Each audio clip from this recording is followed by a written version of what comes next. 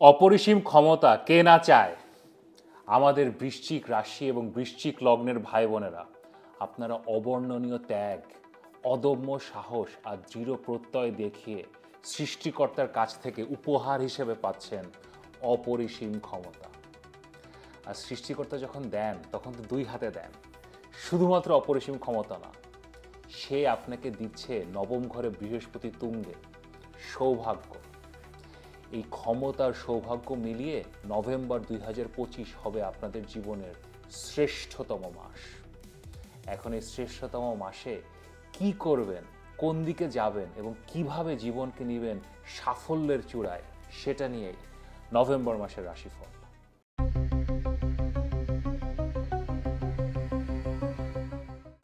আমি মাহা, আর আপনারা দেখছেন আমাদের channel Maha, your astrologer from Bangladesh. গত মাসে রাশিফলে তো আপনাদের তীব্র রিয়াকশন ছিল। আমাকে আপনারা মেসেজ করেছেন, ফোন করেছেন, বলছেন যে ভাই এগুলো বলছেন এখন তো ভয় ভয় লাগতেছে, কি হয় না হয়।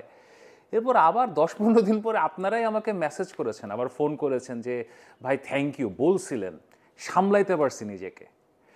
আসলে অ্যাস্ট্রোলজারের কাজই এটা। আমি যদি আপনাদের ছেলে ভুলানো ছড়া বলে ঘুম পাড়িয়ে দেই, বলি না সব ঠিক আছে সব ঠিক আছে, অল ইজ ওয়েল, তাহলে তো কাজ হলো না। আমাকে আপনাদের সম্ভাবনাটা বলতে হবে, সাথে সাথে কি নিয়ে সাবধান থাকবেন সেটাও বলতে হবে। এটাই রিয়েল অ্যাস্ট্রোলজি, আমার মাহার অ্যাস্ট্রোলজি। আপনাদের মধ্যে অনেকে আপনাদের রাশিটা কি সেটাও জানতে চান, আপনাদের লগ্ন কি সেটা জানতে চান, অনেক প্রশ্ন আছে, সেগুলোর জবাব জানতে চান। তো এখানে আমার হোয়াটসঅ্যাপ নাম্বার লেখা আছে, এই হোয়াটসঅ্যাপ নাম্বারে আমাকে মেসেজ করতে পারেন কনসালটেশনের জন্য। আর দেরি না করে কোন দিকে যাবেন আর কোন দিকে যাবেন না, নভেম্বর মাসে কি করবেন সেটা নিয়ে শুরু করছি নভেম্বর মাসের রাশিফল। আমাদের স্করপিও পিপল, আমাদের বৃশ্চিক রাশি এবং বৃশ্চিক লগ্নের ভাই বোনেরা কেমন আছেন? আমাদের অপরাজেয় বৃশ্চিক, আনডিফিটেড, যাকে কখনো হারানো যায় না, কখনো পরাজিত করা যায় না। বৃশ্চিক রাশি অথবা বৃশ্চিক লগ্ন, আপনাদের একটা অ্যামেজিং কোয়ালিটি আছে। হেরেও যদি যান, মরেও যদি যান, ইউ কাম ব্যাক। আপনাদের লাইফে বহুবার বহুবার জন্ম হয় নতুন করে, নতুন করে আপনারা শুরু করতে পারেন। That is the crux of Scorpio. এবং এগুলো করতে আসলে অনেক ত্যাগ স্বীকার করতে হয়, অবর্ণনীয় ত্যাগ, তিতিক্ষা, ক্ষতির সম্মুখীন হতে হয়। আপনারা জানেন, আমাকে আপনাদের বলতে হবে না, সাহস দেখাতে হয়। এবং সেই সাহস, সেই ত্যাগ, সেই তিতিক্ষার পুরস্কার ফাইনালি ফাইনালি এখন আসছে। আমি একটু আগে বলেছি যে এটা হবে আপনাদের জীবনের শ্রেষ্ঠ মাস, আপনারা পাচ্ছেন অপরিসীম ক্ষমতা। এখন অপরিসীম ক্ষমতা অ্যাস্ট্রোলজিতে আমরা কিভাবে ব্যাখ্যা করি? আমরা সেটা রাজযোগ দেখি। আপনারা অনেকে বলতে পারেন আরে ভাই রাজযোগ, রাজযোগ তো জীবনে আছে, চার্টে আছে, এটা দিয়ে তো কিছুই হচ্ছে না। সব রাজযোগ একরকম রাজযোগ না, মানে এই দিন দিন না আরও দিনও আছে, এই রাজযোগ রাজযোগ না, এটা হচ্ছে শ্রেষ্ঠতম রাজযোগ। অ্যাস্ট্রোলজিতে যখন আমাদের ফার্স্ট লর্ড বা মূল গ্রহ এবং আমাদের দশম লর্ড একসাথে প্রথম ঘর অথবা লগ্নে আসে, এটাকে অ্যাস্ট্রোলজিতে আমরা বলি শ্রেষ্ঠতম রাজযোগ। এটা দেয় অপরিসীম ক্ষমতা, এটা দেয় নিজের জীবনের উপরে পুরোপুরি কন্ট্রোল, নিজের পাবলিক লাইফের উপরে কন্ট্রোল, কর্মের উপরে কন্ট্রোল।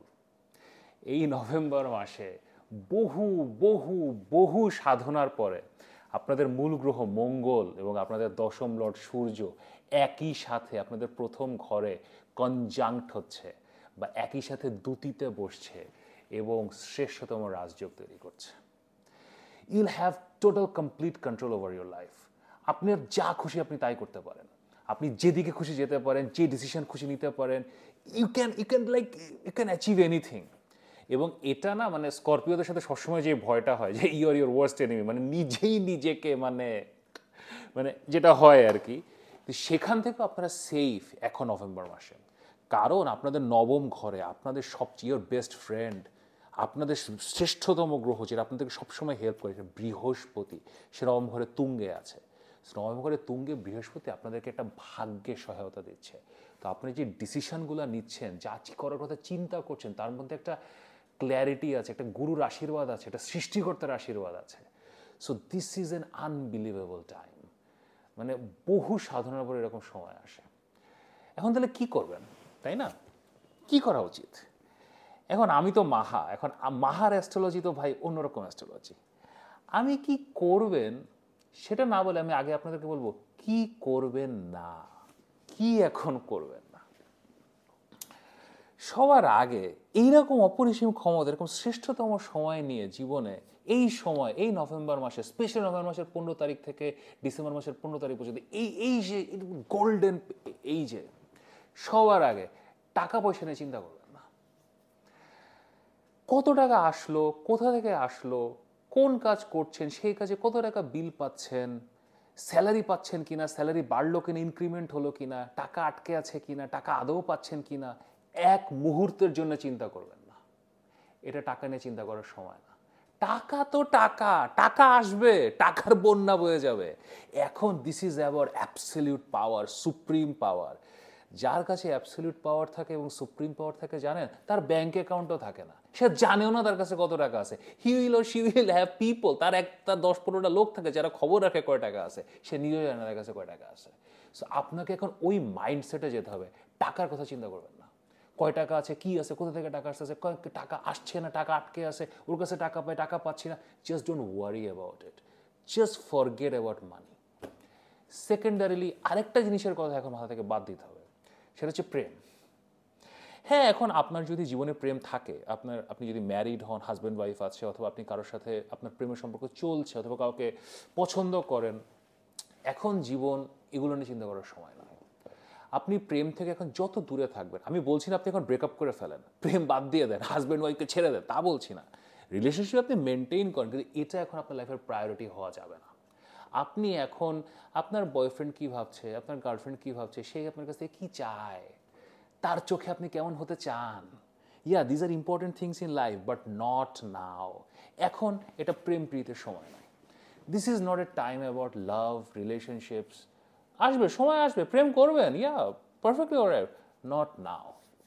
সো নো টাকা পয়সা, নাথিং, নো প্রেম প্রীতি, don't think about this things. তাহলে করবেনটা কি এখন? কি মানে কাজকর্মে ঝাঁপায় পড়বেন, ব্যবসা করার চেষ্টা করবেন, চাকরি করার চেষ্টা করবেন, ক্যারিয়ারের দিকে সময় দিবেন? Not necessarily. Not necessarily. Astrology is a very complex art and so is life. অপরিসীম ক্ষমতা এবং সৌভাগ্য একসাথে যখন আসে, সেটা জীবনের সবচেয়ে বড় অপরচুনিটি দেয়, সেটা হচ্ছে অবস্ট্যাকেল অথবা বাধা রিমুভ করার জন্য। এখন আপনি চিন্তা করেন তো, আপনার জীবনে সফলতা আসছে না, অথবা ফর সাম রিজন ওই কাজটা হচ্ছে না, ওই চাকরিটা পাচ্ছেন না, ওই ব্যবসাটা হচ্ছে না, ওই বিদেশে যাওয়ার চেষ্টা করছেন, ওটা হচ্ছে না। এখানে কি আপনার কোনো মানে আপনার নিজের যোগ্যতার অভাব আছে? আপনি পাচ্ছেন না এই জন্য হচ্ছে না? আপনার নিজের কোনো মানে আপনি কিছু ভুল করছেন?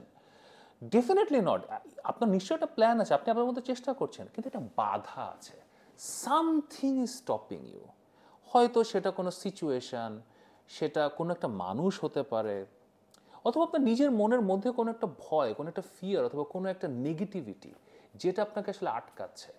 সব কিছুই যে আপনার নিজের দোষ তা না, বাইরের এক্সটার্নাল ফোর্সও হতে পারে, বাইরের লোকজনও হতে পারে। There can be people, situation that is creating a obstacle, একটা বাধা তৈরি করছে, যার কারণে আসলে আপনার একটা স্টাক হয়ে আছে।